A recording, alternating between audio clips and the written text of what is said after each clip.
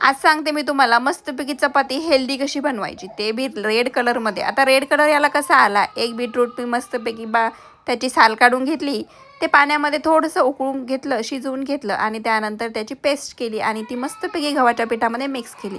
आता आपण जशी रोजची कणिक मळतो ना, सेम तशीच कणिक मळायची, फक्त त्याच्यामध्ये बीटरूटचा ज्यूस घालायचा आणि मग झाल्या ना चपात्या रेड कलरच्या आणि हेल्दी पण. आता ह्या रेड कलरच्या आहेत म्हणून रोज चपातीला तोंड न लावणारी मुलं आज कच्ची तशीच चपाती बिना भाजीची खात होते. त्यांना असं वाटत होतं की काय वेगळं बनवलं आहे म्हणून. त्यामुळं मुलं बीटरूट असंही खात नाहीत, मग त्यांना असं खाऊ घाला ना चपातीमध्ये घालून. तर चला, इथं माझ्या चपात्या बनवून झाल्यात आणि आता मी तुम्हाला दाखवते जेवणामध्ये काय.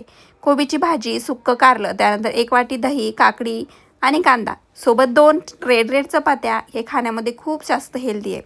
आणि एवढं सगळं जेवण करून आम्ही दोघी मायलेकी गेलो होतो पार्लरमध्ये.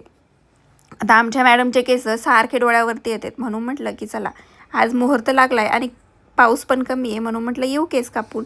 मग छानपैकी इशू बसून मस्तपैकी केस कापले आणि ती केस कापताना जरा पण रडत नाही. चला आजच्यासाठी एवढंच, भेटूया उद्या. Bye bye.